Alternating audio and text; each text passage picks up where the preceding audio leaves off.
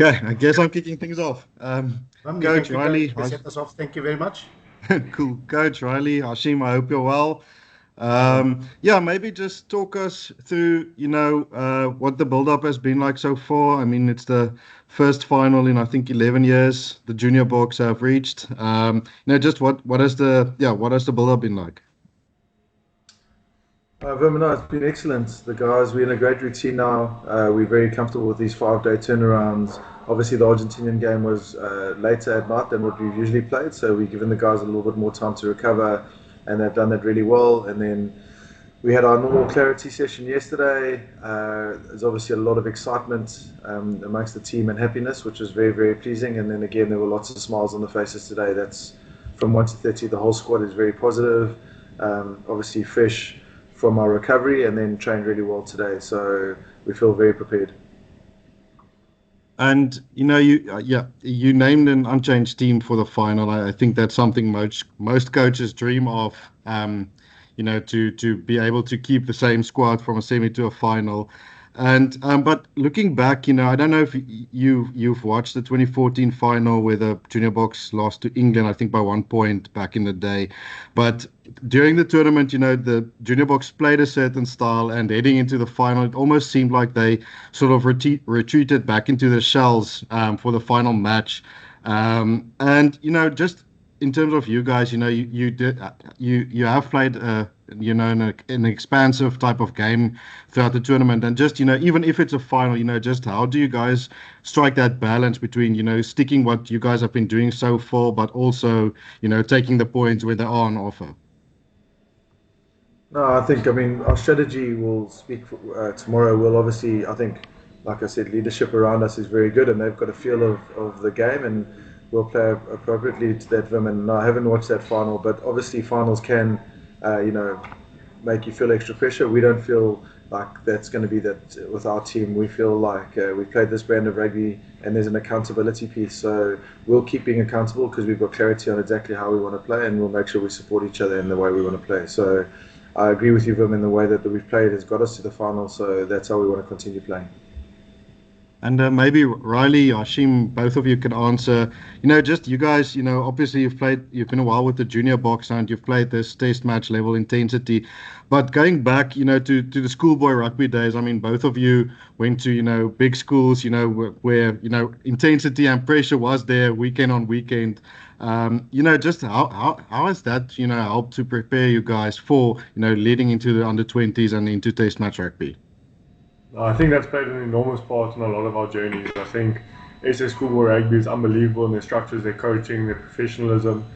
So we used to do big derbies, nothing to the extent of this, but I definitely think it's just taken us a lot easier in steps and getting us prepared for a tournament like that. So I owe a lot of credit to Porus, and I'm sure Hashim will speak now about Bishops and his days there.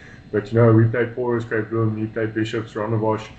So we're used to big games, and we really enjoy it. I think that's what everyone wants to play in, is the game against New Zealand at the under 20 level.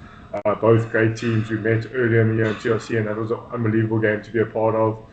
Two rich history countries that love the game of rugby. So we're really excited, and I definitely do owe a lot to Porus for preparing me and getting me used to professional rugby. And Ashi, maybe if you can add. Yeah, I think while at Bishops it was really good. It was a good stepping stone for me because you learn to play in pressure environments, and this is basically moments that you live for. And what I've learned over the years is that even though it's a big game for the public and so, but it doesn't mean you have to change anything. And that's an important thing that we have to realize going into this New Zealand game, because it's a final. It doesn't mean that we have to change the way we prepare or change the way we do things. We just have to stick to what we do, and then so be it. Awesome. Thank you, guys. Thank you. Nate, I see your hand is up. Thank you very much. Good day, gentlemen. Can you guys hear me? Yeah. Yes, go ahead, please. Good day again, gentlemen. Footy, did it help or does it help playing more or less the same New Zealand team in the rugby champs, which obviously will help prepare the side for the final? Yeah, I think it's good. I mean, we know what New Zealand are about. We've done a lot of research on them, and I'm sure they would have done the same as us. Whether it's helpful or not, it's the devil you know versus the devil you don't. So I suppose it's it's all about us actually now, Nate. And the reality is we've grown a lot since the TRC, and spoke about that with the players today. And yes, we think they're going to be a good team, but we also think we're well prepared. Then Riley, if people had to look up your name on Google or what Wikipedia, it would read Riley Norton, the cricketer. Riley, you've played with the Proteas like Quena Mapaka. Now you're about to do something special. How has the last 2 years been for yourself? If you had to look back. No, it's been a really, really special 2 years for me. I've enjoyed every second, and I'm just so grateful for the opportunities that I've been presented. You know, I think it's been a lot of luck and just good timing and unbelievable coaches that have backed me. But, you know, I loved my cricket when I was in matric last year. I had the privilege of playing in the Under-19 World Cup at home, which was a really special occasion for me and almost opened my eyes up to professional cricket, and then playing at S Under-18, realised what it would be like in the rugby environment. So it's been busy, it's been unbelievable, but I'm really grateful to be a part of a team like this. I think this year so far, being involved in the camps at Tour de Georgia, a rugby championship at home, and then being involved in a successful World Cup this far has been extremely special for me, and probably some of the greatest months of my life.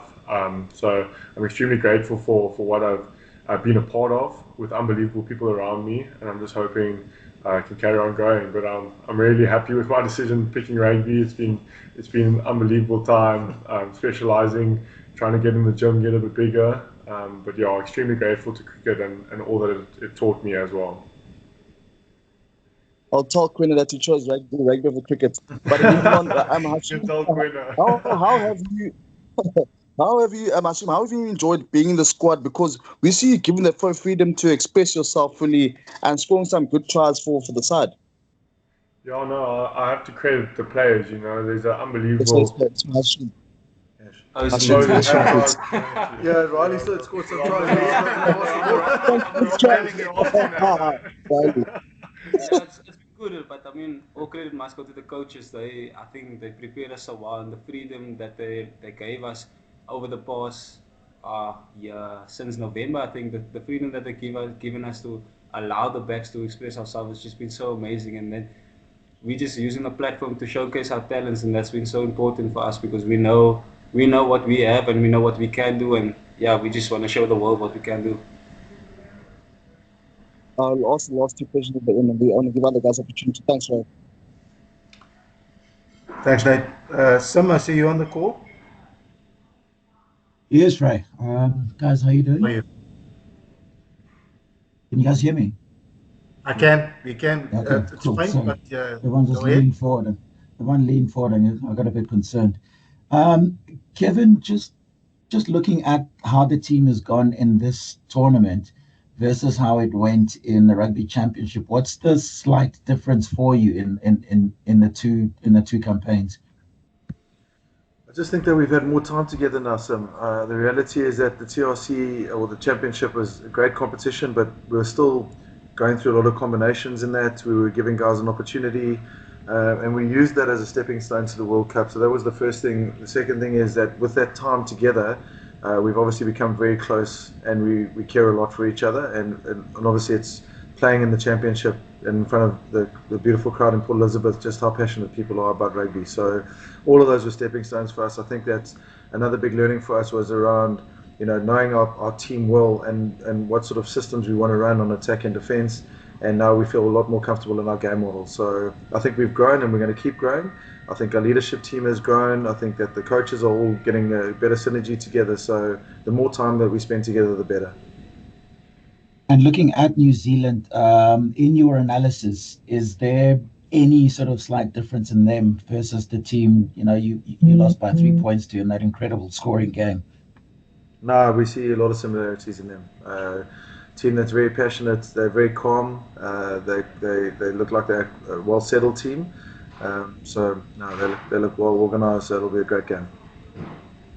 Thanks, guys. Good luck. Thank you. Thank you. Thanks, Sim. Brendan?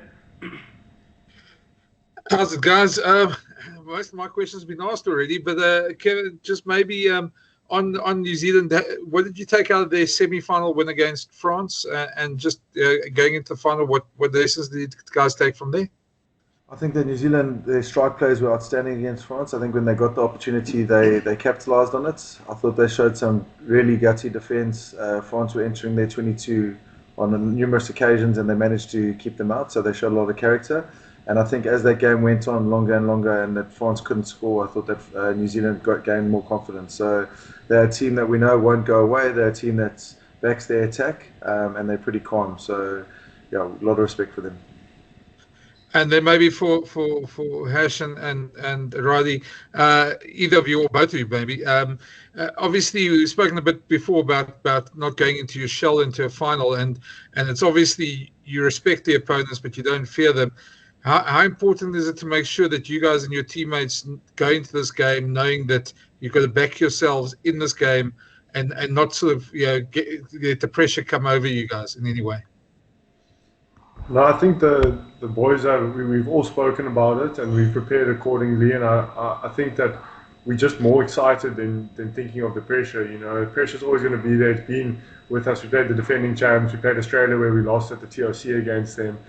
So pressure's throughout this World Cup, but we're just really excited to be involved in a situation like that and have a chance to play in a final. You know, South Africa hasn't been in a final for I think 11 years now. And it's something we've worked really hard, and I think that's where our confidence comes from is our preparation. And we know that we're good enough to be here, and we back ourselves. And of course, we have massive respect for New Zealand.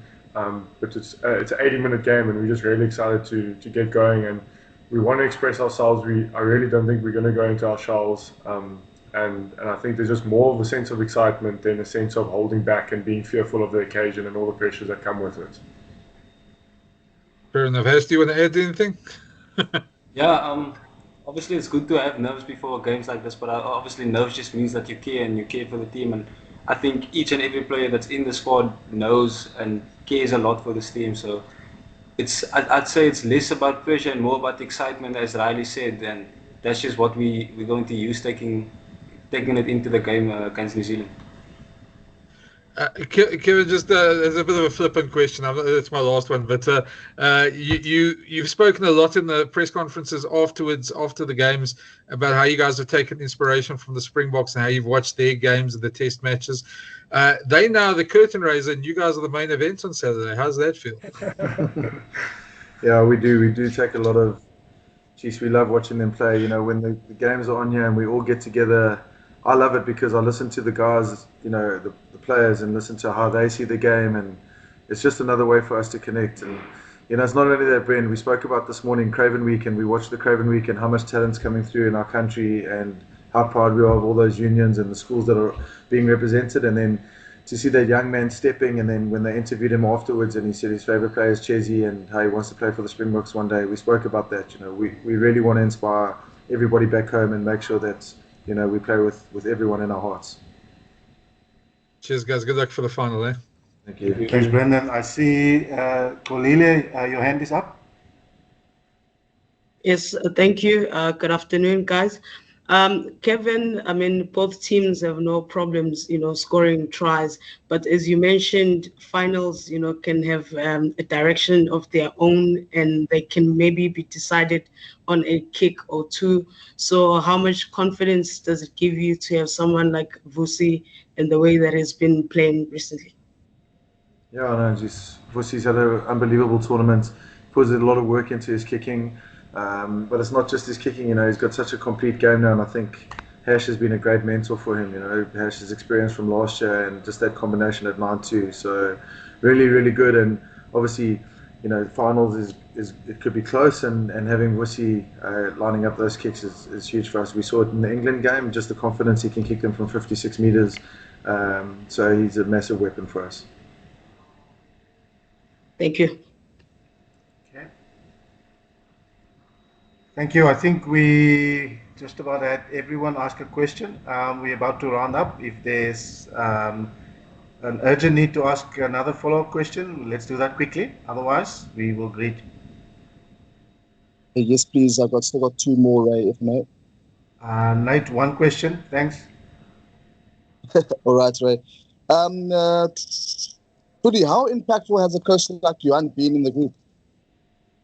Oh, geez, Akkers has been awesome. I think the whole group, though, you know, Malusi's had a massive impact. Hash has already spoken to him of the freedom that he's given the backs, the tries we've scored the whole year.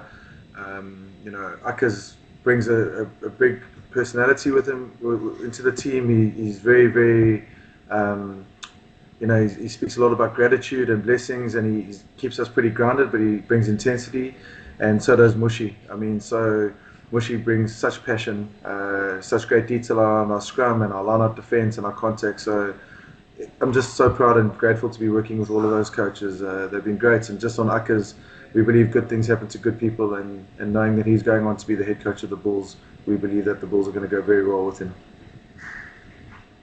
Listen, thanks so much, guys, and all the best this Saturday. Thank you, guys. Thanks, guys. We're about to hop onto World Rugby Call. Thank you for your time and attending, and speak to you after the game. Take care. Good luck, everyone. Cheers. Thank you. Bye-bye. All the best, guys. Bring it home.